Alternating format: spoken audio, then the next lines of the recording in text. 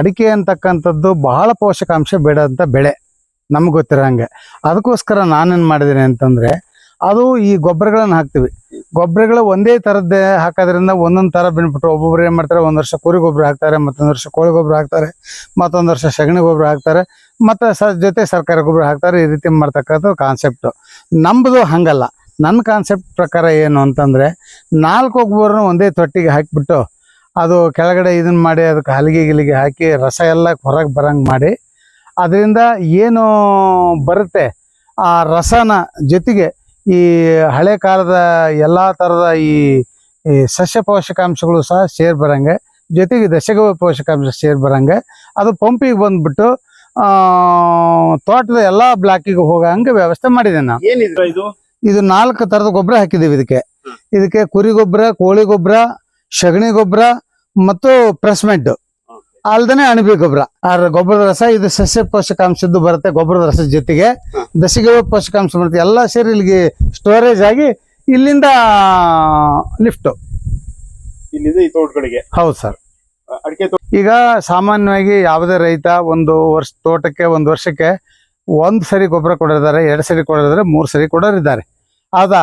ಇದನ್ನ ಹಂಗಲ್ಲ, ಅಗತ್ಯ ಬಿದ್ದ ನೀವು ಪ್ರತಿ ತಿಂಗಳು ಕೊಡ್ಬೋದು. ನೋಡ್ಕೊಂಡು ಹೋಗ್ತಾರೆ ಸರ್. ಕೆಲವರೆಲ್ಲ ಹುಚ್ಚ ಅಂತಾರೆ, ಕೆಲವರು ಯಾಕೆ ಉದ್ಯೋಗದ ಮಾಡಿದ ಅಂತಾರೆ, ಕೆಲವರು ಬುದ್ಧಿ ಇಲ್ಲ ಅಂತಾರೆ, ಕೆಲವರು ಬಹಳ ಸರ್ವಶ್ರೇಷ್ಠ ಕೆಲಸ ಮಾಡಿದೆ ಅಂತಾರೆ. ಅವ್ರ ಅಭಿಪ್ರಾಯಗಳನ್ನ ಅವ್ರು ವ್ಯಕ್ತಪಡಿಸ್ತಾರೆ. ನಾವು ಯಾರಿಗ ಏನು ಹೇಳಕ್ಕೂ ಆಗಲ್ಲ, ಯಾರನ್ನೂ ನಾವು ಅವರು ಇದಕ್ಕೆ ಹೊಣೆಗಾರರು ಅಲ್ಲ ಹೇಳ್ತಾ ಇರ್ತಾರೆ. ಸದ್ಯಕ್ಕೆ ಎರೆ ಜಲಕ್ಕೆ ಒಂದು 5 ಡ್ರಮ್ಮನ್ನು ಮಾಡಿದ್ದೀನಿ ಸರ್. 5 ಡ್ರಮ್ಮಿಗೆ ಈ ಬಕೆಟನ್ನ ಬಕ್ಬಾರ್ಲೆ ಹಾಕಿ ಉಲ್ಟಾ ಹಾಕಿಬಿಟ್ಟು, ನಿಮ್ಮದೇ ಒಂದು 100 ಸಾಲಿದೆ ಅಂತ ಇಟ್ಕೊಳ್ಳಿ. 99 ಸಾಲಿಗೆ ನೀವು ರಾಸಾಯನಿಕ ಹಾಕ್ರಿ, ನಮ್ದೇನು ಬೆಳ ಅನ್ನಲ್ಲ. 1 ಸಾಲಿಗೆ ನೀವು ಇದನ್ನ ಅಳವಡಿಸ್ರಿ. ಯಾವ ಕಾರಣಕ್ಕೂ ಸರ್ ರಾಸಾಯನಿಕ ಹಾಕ್ಬೇಡ್ರಿ. ನಮಸ್ಕಾರ. ತಮ್ಮ ಪರಿಚಯ ಸರ್? ನನ್ನ ಹೆಸರು HD ಮಹದೇವಪ್ಪ ಅಂತ, ಶಿಕಾರಿಪುರ ತಾಲೂಕು, ಶಿವಮೊಗ್ಗ ಜಿಲ್ಲೆ, ಅಮಟೆಕೊಪ್ಪ ಗ್ರಾಮ. ಏನ್ ಸರ್, ಏನೋ ಒಂದು ಹೊಸ ಕಾನ್ಸೆಪ್ಟ್ ಮಾಡಿದೀರಾ, ತಮ್ಮ ತೋಟದಲ್ಲಿ ಅಳವಡಿಸ್ಕೊಂಡಿದ್ದೀರಾ ಅಂತ. ಏನ್ ಕಾನ್ಸೆಪ್ಟ್ ಅದು? ಅದ್ರ ಬಗ್ಗೆ ಸಂಪೂರ್ಣವಾಗಿ ವಿವರಿಸ್ಬೋದಾ? ನಾನು ಹಲವಾರು ಕಡೆ ನೋಡಿದಾಗೆ ಒಬ್ಬೊಬ್ಬರು ಒಂದೊಂದು ರೀತಿಯಲ್ಲಿ ಅಡಿಕೆಗೆ ಬೇಕಾಗಿರ್ತಕ್ಕಂಥ ಪೋಷಕಾಂಶನ ಒದಗಿಸೋಂಥ ರೀತಿ ಮಾಡಿದ್ರು. ಈಗ ಅಡಿಕೆ ಅಂತಕ್ಕಂಥದ್ದು ಬಹಳ ಪೋಷಕಾಂಶ ಬೇಡಂತ ಬೆಳೆ ನಮ್ಗೆ ಗೊತ್ತಿರೋ ಹಂಗೆ. ಅದಕ್ಕೋಸ್ಕರ ನಾನೇನು ಮಾಡಿದ್ದೀನಿ ಅಂತಂದರೆ, ಅದು ಈ ಗೊಬ್ಬರಗಳನ್ನು ಹಾಕ್ತೀವಿ. ಗೊಬ್ಬರಗಳು ಒಂದೇ ಥರದ್ದೇ ಹಾಕೋದ್ರಿಂದ ಒಂದೊಂದು ಥರ ಬೆನಿಫಿಟ್. ಒಬ್ಬೊಬ್ರು ಏನು ಮಾಡ್ತಾರೆ, ಒಂದು ವರ್ಷ ಕುರಿ ಗೊಬ್ಬರ ಹಾಕ್ತಾರೆ, ಮತ್ತೊಂದು ವರ್ಷ ಕೋಳಿ ಗೊಬ್ಬರ ಹಾಕ್ತಾರೆ, ಮತ್ತೊಂದು ವರ್ಷ ಸಗಣಿ ಗೊಬ್ಬರ ಹಾಕ್ತಾರೆ, ಮತ್ತು ಜೊತೆ ಸರ್ಕಾರಿ ಗೊಬ್ಬರ ಹಾಕ್ತಾರೆ. ಈ ರೀತಿ ಮಾಡ್ತಕ್ಕಂಥ ಕಾನ್ಸೆಪ್ಟು ನಮ್ಮದು ಹಂಗಲ್ಲ. ನನ್ನ ಕಾನ್ಸೆಪ್ಟ್ ಪ್ರಕಾರ ಏನು ಅಂತಂದರೆ, 4 ಗೊಬ್ಬರನ ಒಂದೇ ತೊಟ್ಟಿಗೆ ಹಾಕಿಬಿಟ್ಟು ಅದು ಕೆಳಗಡೆ ಇದನ್ನು ಮಾಡಿ ಅದಕ್ಕೆ ಹಲಿಗೆ ಹಾಕಿ ರಸ ಎಲ್ಲ ಹೊರಗೆ ಬರಂಗೆ ಮಾಡಿ, ಅದರಿಂದ ಏನು ಬರುತ್ತೆ ಆ ರಸನ ಜೊತೆಗೆ ಈ ಹಳೆ ಕಾಲದ ಎಲ್ಲ ಥರದ ಈ ಸಸ್ಯ ಪೋಷಕಾಂಶಗಳು ಸಹ ಸೇರಿ ಬರಂಗೆ, ಜೊತೆಗೆ ದಶಗವ ಪೋಷಕಾಂಶ ಸೇರಿ ಬರಂಗೆ ಅದು ಪಂಪಿಗೆ ಬಂದುಬಿಟ್ಟು ತೋಟದ ಎಲ್ಲ ಬ್ಲಾಕಿಗೆ ಹೋಗಂಗೆ ವ್ಯವಸ್ಥೆ ಮಾಡಿದೆ ನಾನು. ಏನಿದ್ರ ಹೆಸರು? ಇದ್ರ ಹೆಸರು ಮಲ್ಟಿಪರ್ಪಸ್ ಬಯೋಡೈಜೆಸ್ಟರ್.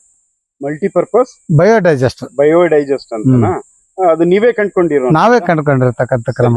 ಹೇಗಿದೆ ಏನು ಅಂತ ಸಂಪೂರ್ಣವಾಗಿ ವಿವರಿಸಬಹುದಾ? ಹಂಗಿದ್ರೆ ಒಳಗಡೆ ಹೋಗೋಣ, ಬನ್ನಿ ಸರ್.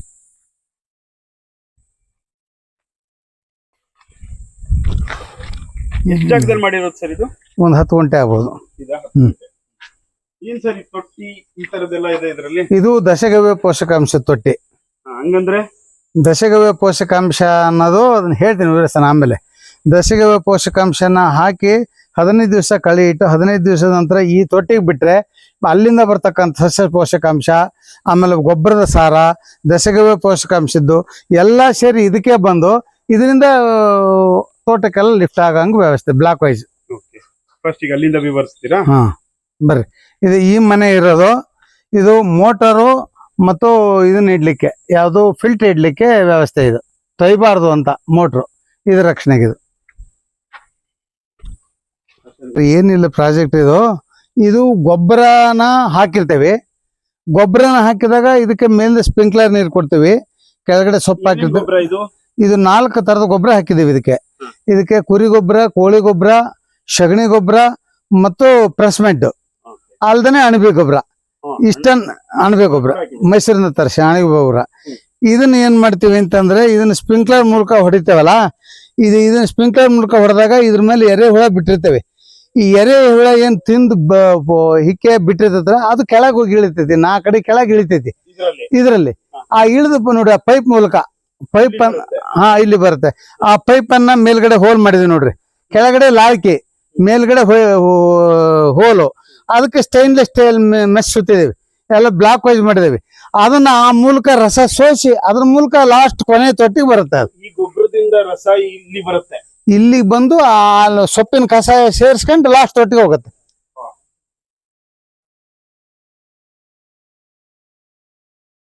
ಇಲ್ಲಿ ಬರುತ್ತೆ. ಹೌದು,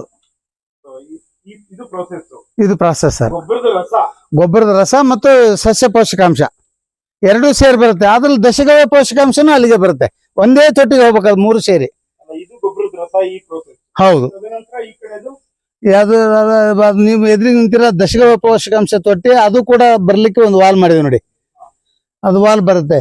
ಇದು ಈ ಸಸ್ಯ ಪೋಷಕಾಂಶ ಹಾಕುವಂತದ್ದು. ಇದು ಸಸ್ಯ ಪೋಷಕಾಂಶ ಹಾಕೋದು ಎಲ್ಲದೂ ಸೇರಿ ಬರುತ್ತೆ. ಯಾವ್ದು ಬೇಕಾಗುತ್ತೆ ಯಾವ್ದು ಬೇಕಾಗಲ್ಲ ಅಂತ ನಮಗೆ ಗೊತ್ತಿರಲ್ಲ ಹಾಕೋದು. ಹಾಗಾಗಿ ಏನಾಗುತ್ತೆ ಅಂತಂದ್ರೆ ಇದು ಇಲ್ಲಿ ಬರ್ತತಲ್ಲ, ಇಲ್ಲಾಶ್ ಬಂದದ್ದನ್ನ ಇದನ್ನ ಒಂದೇ ಕಡೆಗೆ ಸ್ಟೋರೇಜ್ ಆಗಿ ಮೇಲ್ಗಡೆ ಅದನ್ನ ಪಂಪ್ ಮಾಡ್ಕೊತೀವಿ, ಫಿಲ್ಟರ್ ಮಾಡಿ ಪಂಪ್ ಮಾಡ್ಕೊಂಡು ಅದನ್ನ ಬ್ಲಾಕ್ ವೈಸ್ ಎಲ್ಲ ಕಡೆ ಕೊಡಂಗ್ ಮಾಡ್ತೀವಿ ಇಡೀ ತೋಟಕ್ಕೆ. ಇದ್ರ ಮೂಲಕ ಸ್ಪ್ರಿಂಕ್ಲರ್ ಮೂಲಕ ಗೊಬ್ಬರದ ರಸ, ಇದು ಸಸ್ಯ ಪೋಷಕಾಂಶದ್ದು ಬರುತ್ತೆ. ಗೊಬ್ಬರದ ರಸದ ಜೊತೆಗೆ ದಶಗವ್ಯ ಪೋಷಕಾಂಶ ಬರುತ್ತೆ, ಎಲ್ಲ ಸೇರಿ ಇಲ್ಲಿಗೆ ಸ್ಟೋರೇಜ್ ಆಗಿ ಇಲ್ಲಿಂದ ಲಿಫ್ಟ್ ಇಲ್ಲಿಂದ ಈ ತೋಟಗಳಿಗೆ. ಹೌದು ಸರ್, ಅಡಿಕೆ ತೋಟನ ಇದು? ಅಡಿಕೆ ತೋಟ ಸರ್. ಎಷ್ಟು ದಿವಸ ಈ ತರದ್ದು ಇದು, ಅಂದ್ರೆ ಇದರಿಂದ ಏನು ಉಪಯೋಗ? ಇದರಿಂದ ಏನು ಉಪಯೋಗ ಅಂತಾರೆ, ಸಸ್ಯಗಳಿಗೆ ಬೇಕಾಗಿರ್ತಕ್ಕಂಥ ಎಲ್ಲ ಪೋಷಕಾಂಶನೂ ಇದ್ರಲ್ಲಿ ಇರುತ್ತೆ. ಪೋಷಕಾಂಶ ಇದ್ದಾಗ ಬೇರೆದನ್ನ ಗೊಬ್ಬರ ವಗೈರೆ ತಂದು ಹಾಕೋ ಅಗತ್ಯ ಇಲ್ಲ. ಅಂದ್ರೆ ಈಗ ಕುರಿ ಗೊಬ್ಬರ ಆಗ್ಲಿ, ಕೋಳಿ ಗೊಬ್ಬರ ಆಗ್ಲಿ ಎಲ್ಲ ಹಾಕ್ತಾ ಇದ್ರು ತೋಟಕ್ಕೆ. ಹೌದು, ಒಂದು ನೇರವಾಗಿ ಹಾಕ್ತಾ ಇದೀವಿ. ನೀವು ಅದನ್ನ ರಸ ರೂಪದಲ್ಲಿ ಹಾಕ್ತಾ ಇದ್ರಿ? ದ್ರವ ರೂಪದಲ್ಲಿ ಹಾಕ್ತಾ ಇದೀವಿ. ಓಕೆ. ಆಮೇಲೆ ಇನ್ನೊಂದು ಏನು ಮುಖ್ಯವಾಗಿ ಅಂತಂದ್ರೆ, ಈ ಎಲ್ಲರೂ ಗೊಬ್ಬರ ಹೊಡ್ಸೋ ಟೈಮ್ನಲ್ಲಿ ಗೊಬ್ಬರಕ್ಕೆ ಹೋದ್ರೆ ಗೊಬ್ಬರ ಸಿಕ್ಕಾಪಟ್ಟೆ ರೇಟ್ ಇರುತ್ತೆ. ಕೆಲವ್ರಿಗೆ ಹೋಗ್ಲಿಕ್ಕೆ ಜಾಗನೇ ಇರಲ್ಲ. ಅವಾಗ ಗೊಬ್ಬರ ನಾನು ಕೊಡ್ತೀನಿ ಅಂತಂದ್ರೆ ತಗೊಳ್ಳೋರ್ ದಿಕ್ಕಿರಲ್ಲ. ಅಂತ ಟೈಮಿಗೆ ಕೂಡ ಇಲ್ಲಿ ಹಾಕೋಬಹುದು, ಅದೊಂದು ಬೆನಿಫಿಟ್ ಇದಕ್ಕೆ. ನೀವು ಡೈರೆಕ್ಟ್ ಆಗಿ ಇದನ್ನ ಹಾಕಲ್ಲ, ಗೊಬ್ಬರ ಹಾಕಲ್ಲ ಸರ್, ದ್ರವ ರೂಪದಲ್ಲೇ ಕೊಡ್ತೀವಿ. ಸೊ ಅದಕ್ಕೆ ಈ ತರ ಪ್ರೋಸೆಸ್ ಮಾಡ್ಕೊಂಡಿದ್ದೀನಿ. ಎಷ್ಟು ಜಾಗದಲ್ಲಿ ಮಾಡಿರೋದು ಸರ್ ಇದು? ಒಂದು 10 ಗುಂಟೆ ಜಾಗ ಆಗ್ಬೋದು ಸರ್. ಜಾಗ ಅಂದ್ರೆ ಇದು ರೋ 3-4 ರೋನಾ? 4 ರೋ ಸರ್. ಪ್ರೋಸೆಸ್ ತೊಟ್ಟಿ 7ರಿಂದ 8 ಅಡಿ, 8 ಅಡಿ, 2ನೇದು 9 ಅಡಿ, 3ನೇದು 10 ಅಡಿ, 4ನೇದು ಎಲ್ಲ ಸ್ಟಾಕ್ ಆಗಿ ಹೋಗೋದು 11 ಅಡಿ. ಅಂದ್ರೆ ಹಂತವಾಗಿ ಬರುತ್ತೆ, ಇಳಿಜಾರಕವಾಗಿ ಬರುತ್ತೆ, ಇಳಿಮುಖವಾಗಿ ಬರ್ತದೆ. ಎಷ್ಟು ಜಾಗದಲ್ಲಿ ಮಾಡಿರೋದು? ಒಂದು 10 ಗುಂಟೆ ಜಾಗದಲ್ಲಿ ಮಾಡಿದ್ವಿ. ಇದು ಇನ್ವೆಸ್ಟ್ಮೆಂಟ್ ಎಷ್ಟಾಯ್ತು ಸರ್ ಇದಕ್ಕೆ? ಸುಮಾರು ನನ್ನ ಲೆಕ್ಕ ಮಾಡಲಿಲ್ಲ, ಒಂದು 7-8 ಲಕ್ಷ ರೂಪಾಯಿ ಆಗಿರ್ಬೋದು. ಹೌದು ಸರ್.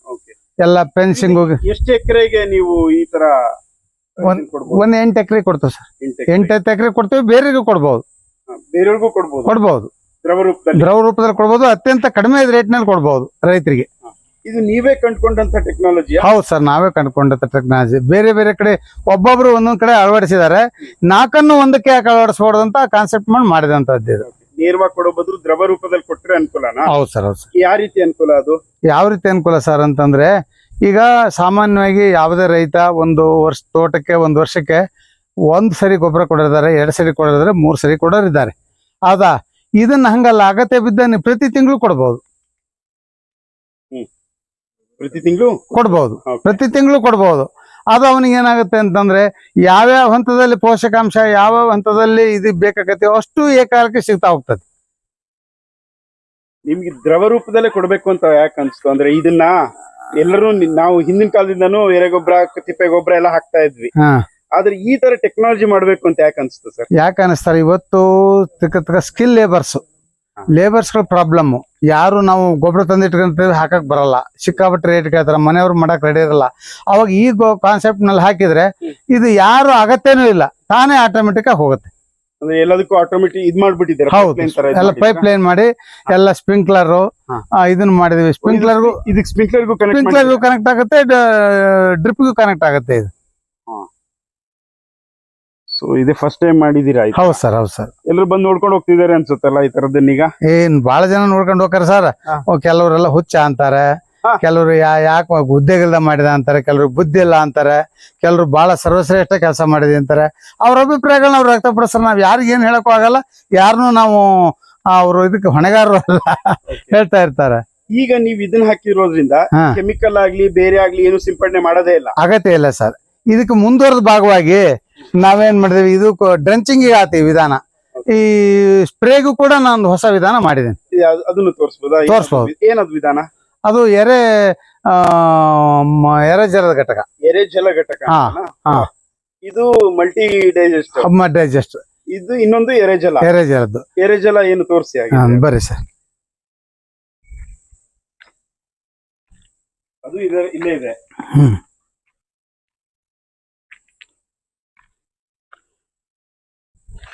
ಸದ್ಯಕ್ಕೆ ಎರೆಜಲಕ್ಕೆ ಒಂದು 5 ಡ್ರಮ್ ಅನ್ನು ಮಾಡಿದ್ದೀನಿ ಸರ್. 5 ಡ್ರಮ್ಮಿಗೆ ಈ ಬಕೆಟ್ ಅನ್ನ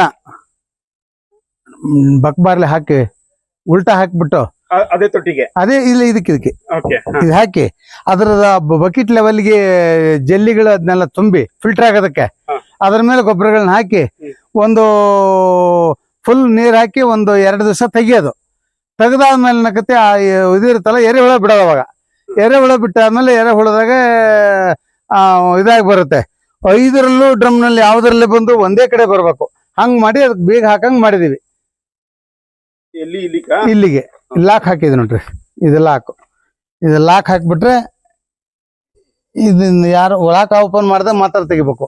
ಆಮೇಲೆ ಪ್ರತಿ ದಿವಸ ನೀರ್ ಹಾ ಸರ್ 5 ಡ್ರಮ್ ಟೋಟ್ಲು. ಆಮೇಲೆ ಇದನ್ನ ನೀರ್ ಹಾಕ್ಲಿಕ್ಕೆ ಒಂದು ಡ್ರಮ್ಮಿಗೆ 5 ಲೀಟರ್ ನೀರ್ ಹಾಕ್ಬೇಕು. ಇದಕ್ ನೀರ್ ಹಾಕ್ಲಿಕ್ಕೆ ನಾವು ಇದನ್ನ ಮಾಡಿದೆ ನೋಡಿ ಸರ್. ಏನು ಇದು ಯಾವ ಸರ್? ಇದು ಕೆಳಗೆ ಮೊದಲು ಹೇಳಿದ್ದು ಡ್ರಂಚಿಂಗಿಗೆ. ಇದನ್ನ ಪೋಷಕಾಂಶ ಬೇಕಲ್ಲ, ಎಲ್ಲಾ ತರದ ಪೋಷಕಾಂಶನು ಇದಕ್ಕೆ ಹಾಕಿ ಸ್ಪ್ರೇ ಮಾಡಿದ್ರೆ ಇದ ಮೇಲೆ ಹೊಡೆದ್ರೆ ಯಾವ ಇದನ್ನು ಮತ್ತೆ ಹೊಡೆಯೋದು ಬೇಡ. ಬೇರೆ ನೀವು ನಿಮ್ ತೋಟಕ್ಕೆ ಏನು ಕೆಮಿಕಲ್ ಬೇಡ. ಆರ್ಗಾನಿಕ್ ಆಗುತ್ತಲ್ಲ. ಇದು ಅದು ಮಾಡ್ಕೊಂಡಾದ್ಮೇಲೆ ಇದನ್ನ ಮಾಡಿದ್ರ ಅಥವಾ ಇದು ಮಾಡಿದ್ಮೇಲೆ ಅದು ಮಾಡಿದ್ರ? ಎರಡು ಒಟ್ಟಿಗೆ ಮಾಡಿದ್ವಿ. ಎರಡು ಒಟ್ಟಿಗೆ.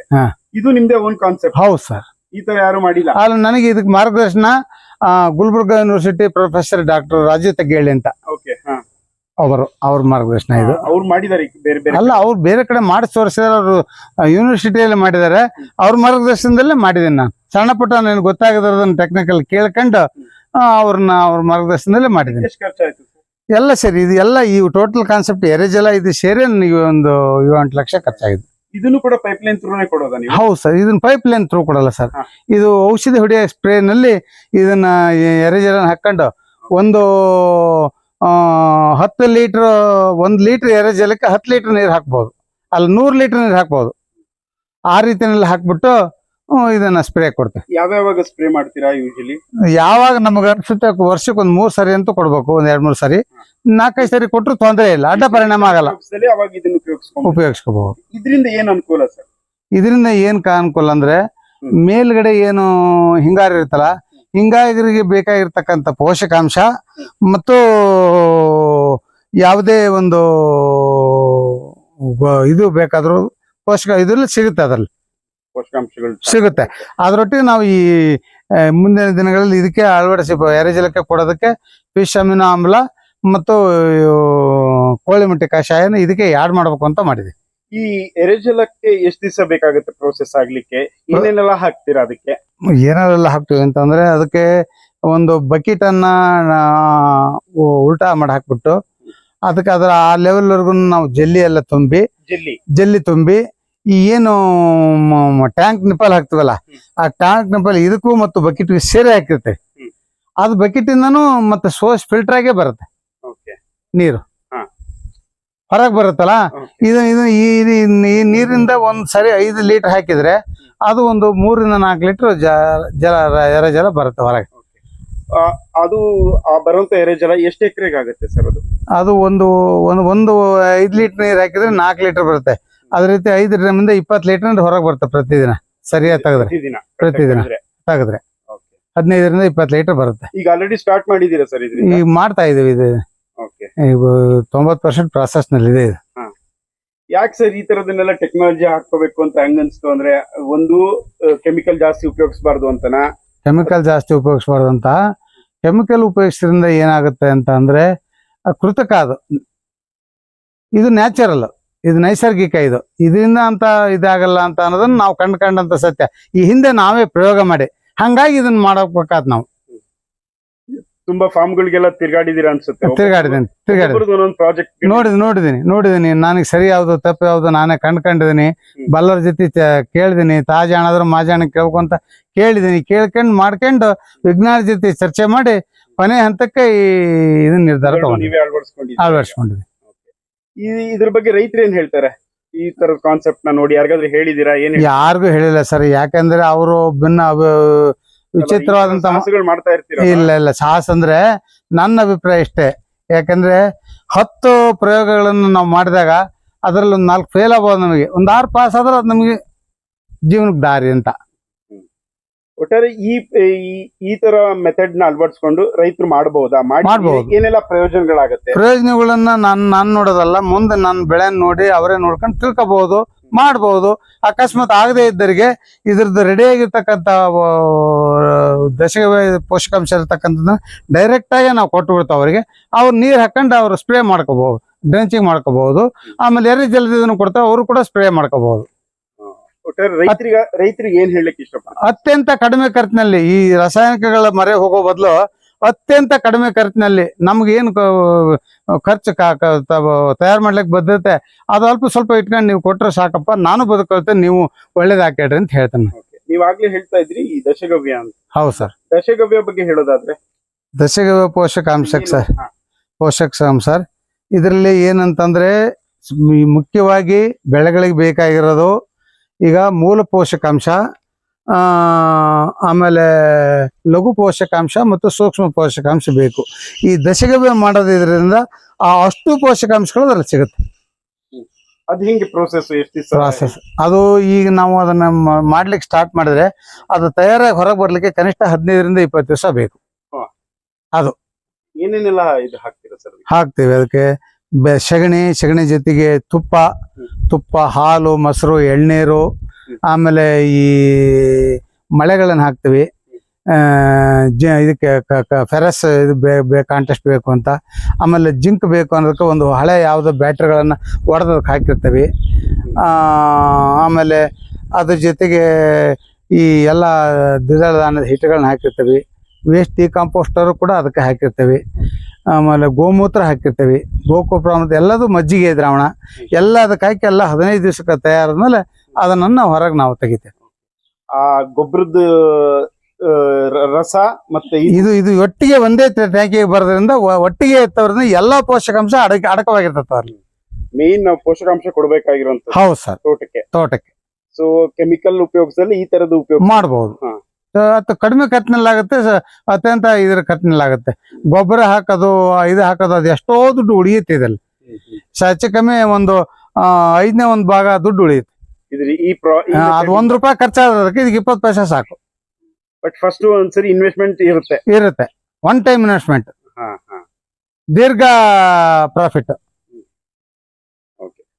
ಇದಕ್ಕೆ ಬೇಕಾಗಿರ್ತಕ್ಕಂಥ ಗೊಬ್ಬರ ಮುಖ್ಯವಾಗಿ ನಾವಿಲ್ಲಿ ಕುರಿ ಗೊಬ್ಬರ ಹಾಕಿದ್ದೀವಿ, ಕೋಳಿ ಗೊಬ್ಬರ ಹಾಕೊಂಡಿದ್ದೀವಿ, ಸಗಣಿ ಗೊಬ್ಬರ ಹಾಕೊಂಡಿದ್ದೀವಿ. ಮತ್ತು ಅದೇ ರೀತಿಯಲ್ಲಿ ಅದೇ ಫ್ರೆಶ್ಮೆಂಟ್ ಇದೆ,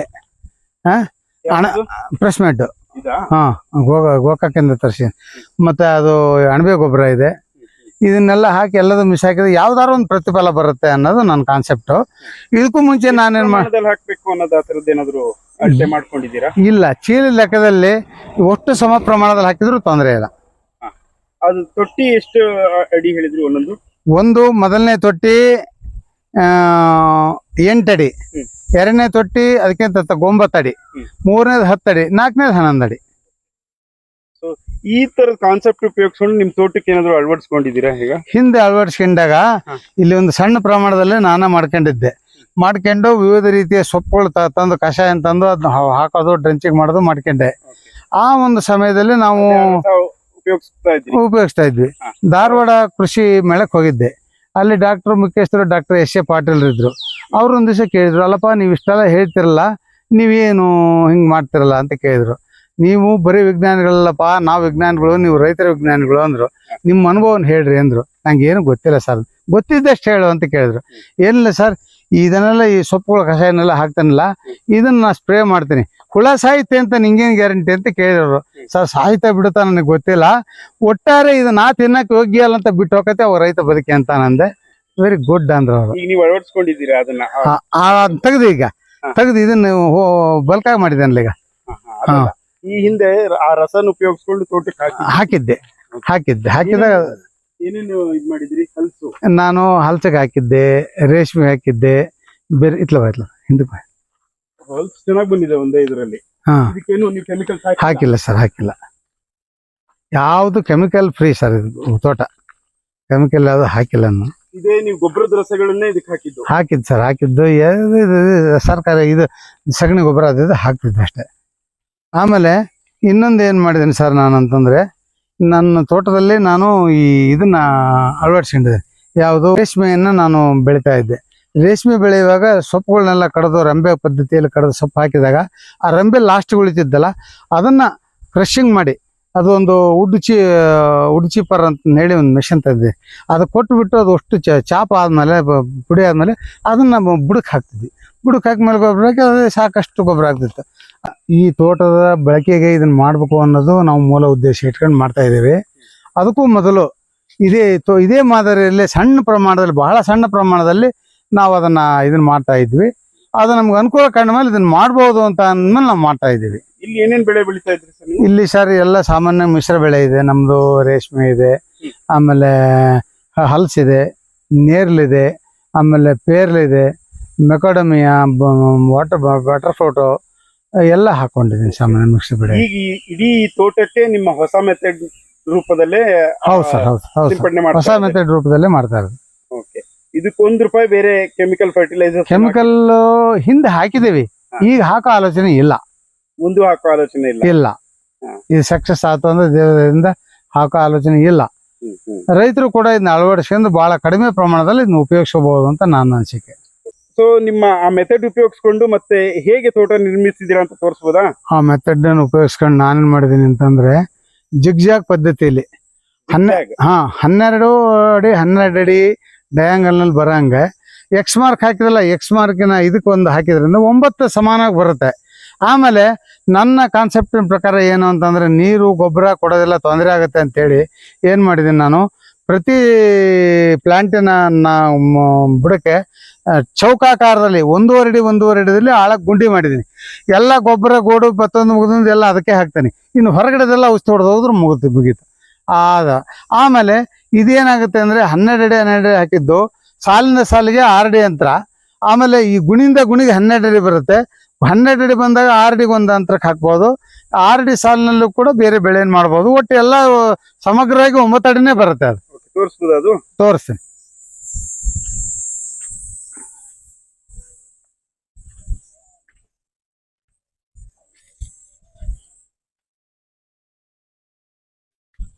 ಉದಾಹರಣೆಗೆ ಈ ಗಿಡದಿಂದ ಆ ಅಡಿಕೆ ಗಿಡಕ್ಕೆ 12 ಅಡಿ, ಆ ಅಡಿಕೆ ಗಿಡದಿಂದ ಆ ಅಡಿಕೆ ಗಿಡಕ್ಕೆ 12 ಅಡಿ, ಅದರಿಂದ ಈ ಅಡಿಕೆ ಗಿಡಕ್ಕೆ 12 ಅಡಿ.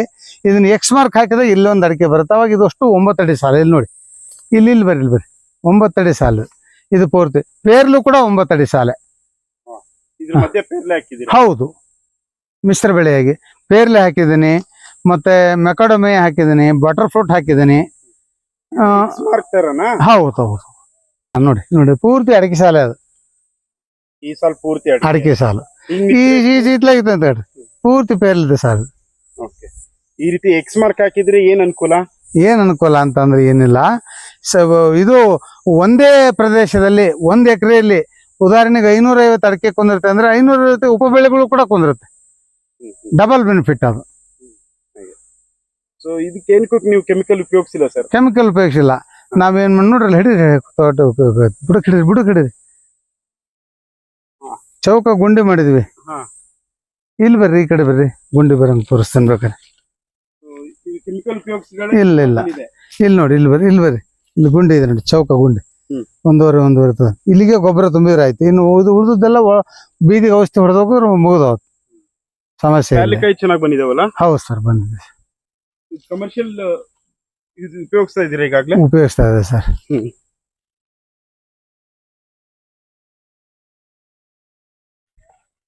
ಮತ್ತೆ ಇದು ಬರೀ ಪೇರ್ಲೆನ ಮತ್ತೆ ಬೇರೆ ಏನಾದ್ರು ಈ ಮೆಕೊಡಮೆ ಇದೆ, ಮೆಕೊಡಮೆ ಇದೆ, ಮತ್ತೆ ಇದು ಇದೆ ಸರ್, ಯಾವುದು ಬಟರ್ ಫ್ರೂಟ್ ಇದೆ, ನೇರ್ಲೆ ಇದೆ, ನೇರ್ಲೆ ಅಲ್ಲಿದೆ, ನೇರ್ಲೆ ಇದೆ, ಹಲಸಿದೆ, ಪಪ್ಪಾಯಿ ಎಲ್ಲ ಒಂದೊಂದು ಬಿಡಿ ಹಾಕೊಂಡಿದ್ದು ಹೋಯ್ತದ ಮತ್ತೆ ಹಾಕೊಂಡಿದ್ದು. ಈಗ ಅಡಿಕೆ ನೋಡ್ರಿ ಸರ್, ಈಗ 3 ವರ್ಷಕ್ಕೆ ಹೆಚ್ಚು ಕಮ್ಮಿ ಆಗಲೇ ಹಿಂಗಾರು ಬಂದಿದೆ. ಇದು ಸರ್ ಇಲ್ಲಿ ಬರ್ರಿ, 3 ವರ್ಷಕ್ಕೆ ಹಿಂಗಾರು ಬರ್ಲಿಕ್ಕೆ ಸ್ಟಾರ್ಟ್ ಆಗಿದೆ ಇದು. 3 ವರ್ಷಕ್ಕೆ? ಹೌದು ಸರ್. ಯೂಶಲಿ ಎಷ್ಟು ವರ್ಷಕ್ಕೆ ಸರ್ ಅದು ಹೆಚ್ಚು ಕಮ್ಮಿ ಅಡಿಕೆ 6 ರಿಂದ 7 ವರ್ಷಕ್ಕೆ ಬರ್ಬೇಕು. 3 ವರ್ಷಕ್ಕೆ ಪ್ರಾರಂಭ ಆಗಿರುತ್ತೆ, 4-5 ಸ್ವಲ್ಪ ಬರುತ್ತೆ, 6-7 ಶುರು ಆಗುತ್ತೆ. ಈಗ 3 ವರ್ಷಕ್ಕೆ ನಿಮ್ದು ಹಿಂಗಾರ ಹೊಡೆದಿದೆ. ಅದು ಇದಕ್ಕೇನು ನೀವು ಕೆಮಿಕಲ್ ಉಪಯೋಗಿಸಿಲ್ಲ? ಇಲ್ಲ ಸರ್, ನಿಮ್ ಮೆಥಡ್ ಉಪಯೋಗಿಸ ಇಡೀ ಇದೆ ಪ್ಲಾಟಿಗೆಲ್ಲ ನಾನು ಅಡಿಕೆ ಸಿಪ್ಪೆಯನ್ನು ಹಡಿಸಿದೆ. ಬಹಳ ಜನ ರೋಗ ಬರುತ್ತೆ, ಅದು ಬರುತ್ತೆ, ಇದು ಬರುತ್ತೆ ಅಂದ್ರು. ನಾನು ಕೂಡ ಹೆದರಿ ಅಡಿಕೆಗೆ ರೋಗ ಏನು ಬರುತ್ತೆ, ಅಣಬೆ ರೋಗ ಇರ್ಬೋದು, ಬೇರೆ ಯಾವುದೇ ಈ ಎಲೆಚುಕ್ಕೆ ರೋಗ ಇರ್ಬೋದು, ಅದೆಲ್ಲ ಬರ್ದಂಗೆ ಮೊದ್ಲೇನೆ ನೆಲಕ್ಕೆ ಅಡಿಕೆ ಸಿಪ್ಪೆ ಮೇಲೆ ಹೊಡೆದು ಬಿಟ್ಟೆ. ಆಮೇಲೆ ಜೊತೆಗೆ ಅವು ಇದು ಯಾವುದು ಹುಲ್ಲು ಹುಟ್ಟಿದಂಗೆ ನಾವು ಇದನ್ನ ಹೊಡೆದ್ಮೇಲೆ ಯಾವ್ದದು ಶಾವಿಗೆ ಹೊಡಿತಾರಲ್ಲ, ಏನ್ ಹೇಳ್ತಾರೆ ಅದಕ್ಕೆ? ಗ್ಲೈಫೋಸೇಟ್ ಅಲ್ಲ, ಇನ್ನೊಂದು ಶಾವಿಗೆ ಹೊಡಿತಾರಲ್ಲ, ಅದಕ್ಕೆ ಏನು ಹೇಳ್ತಾರೆ, ಅಮೋನಿಯಂ ಸಾಲ್ಟ್ ಅನ್ನು ಹೇಳ್ತಾರೆ. ಅದು ಹಾಕಿದಾಗ ಅದ್ರ ಜೊತೆಗೆ ಏನಾಯ್ತು, ಇದು ಅಂಶನೂ ಎಲ್ಲ ಹೋಯ್ತು, ನಮ್ಗೆ ಯಾವುದೇ ರೋಗಗಳು ಅಟ್ಯಾಕ್ ಆಗಲಿಲ್ಲ. ಮತ್ತು ಇದು ಗೊಬ್ಬರ ಆಯ್ತು. ಅಡಿಕೆ ಸಿಪ್ಪೆಯನ್ನ ವೇಸ್ಟ್ ಮಾಡೋದನ್ನೇ ನಾನು ಇದು ಮಾಡೋಣ ಅಂತ ಅಂದೆ. ಬಟ್ ಪೇರ್ಲೆಕಾಯಿ ತುಂಬಾ ಚೆನ್ನಾಗಿ ಬಂದಿದೆಯಲ್ಲ ಇಲ್ಲಿ? ಹೌದು ಸರ್. ನಿಮಗೆ ಮಂಗನ ಕಾಟ ಅದೇನಿಲ್ಲ? ಇಲ್ಲ ಸರ್, ಮಂಗನ ಕಾಟ ಇಲ್ಲ. ಒಟ್ಟಾರೆ ನಮ್ಮ ರೈತರಿಗೆ ಏನ್ ಹೇಳ್ತೀರಾ ಸರ್? ಈ ತರದ ಮೆಥಡ್ ಆಗ್ಲಿ, ಕೆಮಿಕಲ್ ಉಪಯೋಗಿಸ್ತಾ ಇದ್ದಾರೆ, ಆ ತರದನ್ನೆಲ್ಲ ಉಪಯೋಗಿಸ್ಕೊಂಡು ಈ ತೋಟ ಜಾಸ್ತಿ ಮಾಡ್ತಾ ಇದ್ದಾರೆ. ನಿಮ್ಮದೇ ಒಂದು 100 ಸಾಲ ಇದೆ ಅಂತ ಇಟ್ಕೊಳ್ಳಿ, 99 ಸಾಲಕ್ಕೆ ನೀವು ರಾಸಾಯನಿಕ ಹಾಕ್ರಿ, ನಮ್ದೇನು ಬೆಳ ಅನ್ನಲ್ಲ. 1 ಸಾಲಿಗೆ ನೀವು ಇದನ್ನ ಅಳವಡಿಸ್ರಿ. ಯಾವ ಕಾರಣಕ್ಕೂ ಸರ್ ರಾಸಾಯನಿಕ ಹಾಕ್ಬೇಡ್ರಿ. 1 ಅಲ್ಲ 2-3 ಟೈಮ್ ನಾವು ಉಪಯೋಗಿಸಿದಾಗ ಇದ್ರ ರಿಸಲ್ಟ್ ಏನೋದನ್ನ ನೀವು ಹೇಳ್ಬೇಕು, ನಾನು ಹೇಳ್ಬಾರ್ದು. ಹಾಗೆ ಆಗ್ಲಿ ಸರ್, ಒಳ್ಳೇದಾಗ್ಲಿ. ಈಗ ಇದ್ರ ಬಗ್ಗೆ ಏನಾದ್ರು ಡೌಟ್ಸ್ ಇತ್ತು, ಏನಾದ್ರು ಕೇಳ್ಬೇಕು ಅಂತ ತಿಳಿದಿದ್ದು ಹೇಳ್ತಾನೆ, ಖಂಡಿತ ಹೇಳ್ತಾನೆ. ತಮ್ಮ ಪೂರ್ತಿ ಹೆಸರು ಮತ್ತೆ ನಂಬರ್ ಸರ್? ನನ್ನ ಪೂರ್ಣ ಹೆಸರು HD Mahadevappa, son of H Durgappa, Amatekoppa, Shikaripura taluk, Shivamogga district. Phone number sir? Phone number 9448189198 and 6363620091. Thank you sir.